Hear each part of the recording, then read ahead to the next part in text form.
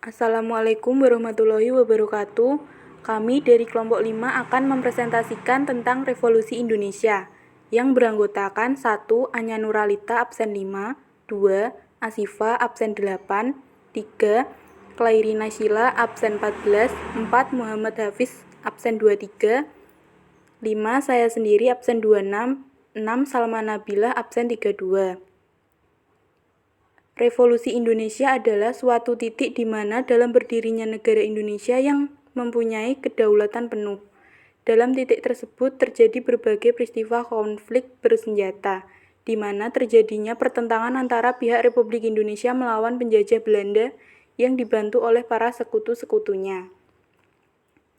Latar belakang yang melatar belakangi Revolusi Indonesia yaitu adanya kemunculan organisasi-organisasi di Indonesia seperti Budi Utomo, Sarekat Islam, Partai Nasional, dan lainnya.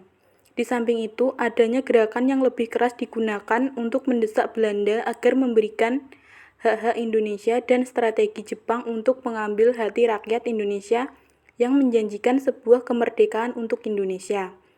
Pemikiran di balik Revolusi Indonesia. Revolusi Indonesia bertujuan untuk mempertahankan kemerdekaan yang berhasil diraih pada 17 Agustus 1945. Revolusi ini dilandasi oleh banyak pemikiran luhur untuk kepentingan rakyat Indonesia.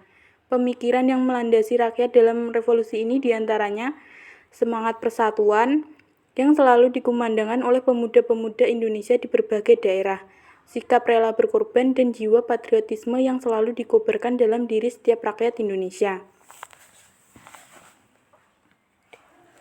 Kronologi Revolusi Indonesia. Revolusi Indonesia terjadi mulai tahun 1945, yaitu saat Soekarno membacakan teks proklamasi sampai Belanda dan para sekutu mengakui kedaulatan Indonesia pada akhir tahun 1949. Pada tanggal 15 Agustus 1945, Indonesia mengalami kekosongan kekuasaan setelah sekutu berhasil mengalahkan Jepang, tidak melakukan penaklukan terhadap Indonesia. Melihat hal itu, golongan pemuda Indonesia tidak mau menyia-nyiakan kesempatan. Mereka kemudian menculik Soekarno dan Muhatta dan membawanya ke Ranges Dengklok, Jawa Barat. Soekarno-Hatta didesak untuk segera menyatakan kemerdekaan Indonesia. Golongan pemuda mendesak Soekarno dan Hatta agar segera memproklamasikan kemerdekaan Indonesia di Ranges Dengklok.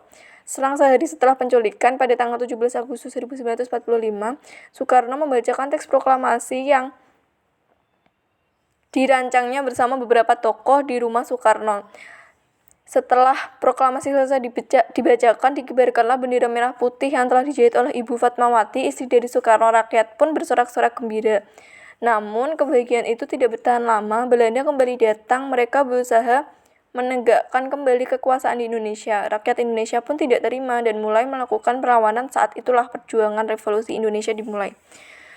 Selanjutnya, sekutu termasuk Belanda di dalamnya membentuk suatu badan komando militer di Indonesia bernama Allied Force for Netherlands Indies atau AFNEI. Tentara AFNEI mendarat di beberapa wilayah strategis Indonesia, seperti Surabaya dan Jakarta pada bulan September, Oktober, dan November tahun 1945. Mengetahui adanya ancaman tersebut, rakyat Indonesia tidak tinggal diam. Masyarakat di berbagai daerah mulai bergerak dan terjadilah perlawanan. Perjuangan revolusi Indonesia ini terbagi menjadi dua karakteristik ya. Pertama itu perlawanan dengan menggunakan cara fisik, kemudian satu lagi perlawanan menggunakan jalur diplomasi. Ketiga, Surabaya menjadi lokasi pertama perlawanan rakyat Indonesia setelah sekutu kembali menginjakkan kaki di Indonesia.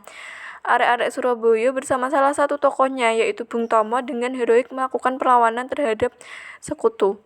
Bung Tomo dikenal dengan orasinya yang sangat bergelora sehingga dapat membangkitkan semangat para pejuang. Pertempuran Surabaya mencapai puncaknya pada 10 November 1945.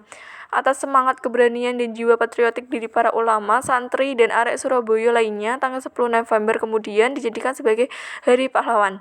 Setelah Surabaya, berbagai daerah pun ikut angkat senjata melawan tentara-tentara sekutu.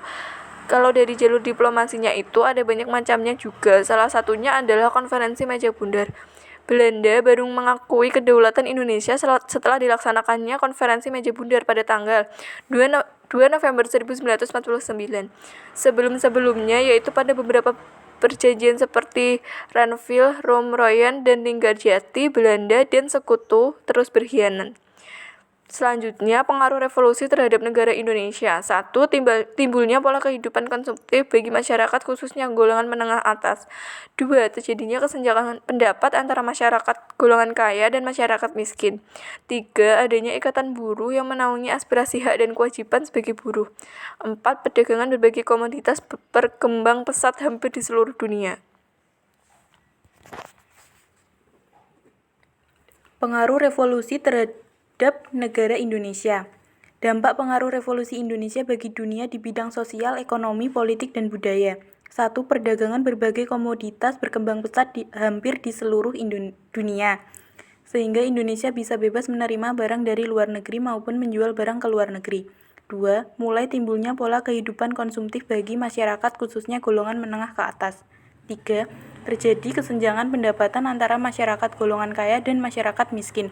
4. Adanya ikatan buruh yang menaungi aspirasi, hak, dan kewajiban sebagai buruh. 5.